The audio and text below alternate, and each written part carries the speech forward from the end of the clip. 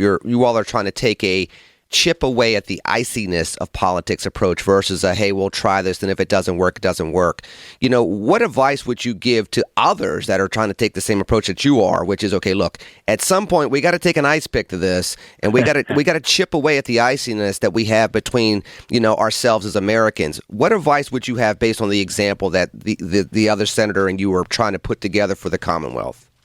Well, the way it started with he and I is I went to the Tree of Life 5-year memorial ceremony, I guess 18 months ago or something like that. And he was standing this first time I met him, and it looked, I think I had announced I was running at that point, and he said, Mr. McCormick, it's very, very nice to meet you. He said, the campaign is, it'll get a little spicy, I'm sure, but it's nothing personal. And I thought that's interesting. And, it got a little spicy, and it was nothing personal. And he and I sat down after, and we just agreed. We just had a very honest conversation that there's a lot of things we disagree on. But, boy, there's a lot we do agree on, and we could find ways to work together. It would be to the benefit of the people of Pennsylvania. So, he's strong on Israel. He's strong on anti-Semitism. I've been a strong voice on those things. But, just in the last, 3 months, he's co-sponsored a fentanyl bill with me to try to bring together a joint task force to take on this terrible scourge in Pennsylvania. I've co-sponsored legislation for mushroom farmers in Chester County that he was leading. I've joined him in a bill that he sponsored on burial benefits for the families of veterans. And every way that we can help the people of Pennsylvania together, I think it's a win for everybody. And that's the way we've approached it. And I think the most important thing is trust. He trusts that I'm not going to try to screw him or stick it to him, and that we're going to try to find ways to work together. I certainly trust him, and that's a good start for any relationship. We're with United States Senator Dave McCormick. Senator, you were quoted in the Post-Gazette saying, "I want to support the president's goals and initiatives, but I also want to make sure that if it's hurting Pennsylvanians, I know about it and can take corrective action." As you know, there's been a lot of job loss associated with the executive orders, but yet you're our most direct link to the federal government. So what are you working on to keep Pennsylvanians safe?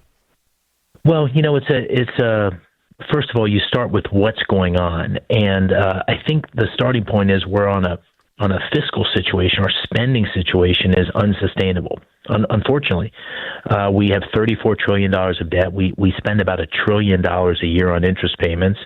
Our annual deficit's $2 trillion. So we spend about $6 trillion and we get about $4 trillion in taxes. So, none of us could run our house like this for more than a year or two and be underwater. And that's what we're doing to our kids. So, this is a situation that got worse under President Biden. We added about $5 trillion of new spending, and we got to get it under control. And that's the sad reality. And the DOGE process is meant to bring transparency and focus to the areas where there's waste. But the responsibility for making those actual cost reductions is in the hands of the cabinet secretaries that work for President Trump. And so I'm in support of the overall effort, but when you have a big effort like that and you're trying to drive big change, sometimes you make mistakes.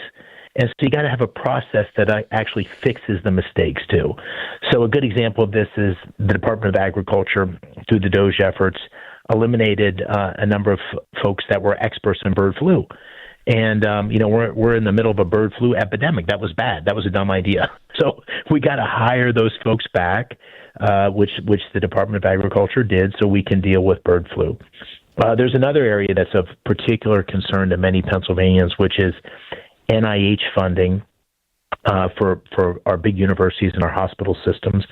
And there's been a restriction put in place which caps the overhead expenses that the government will fund. And that has big implications for many of our employers in Pennsylvania. So I've gotten very involved with that and am in contact with Secretary Kennedy and trying to make sure that we don't do that in midstream for any of these big research grants, because it's very disruptive and it also may stop life-saving research.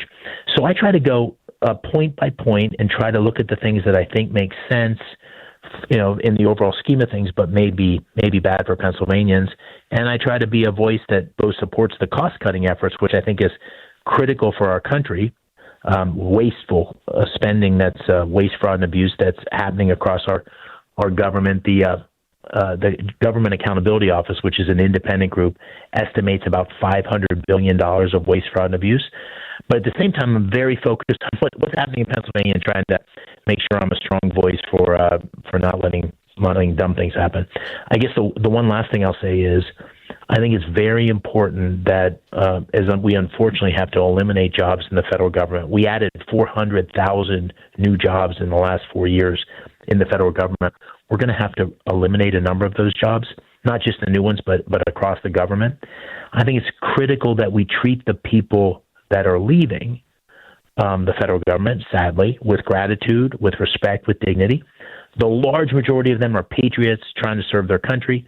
We need to downsize, and we should thank them as we help them transition on to the next thing.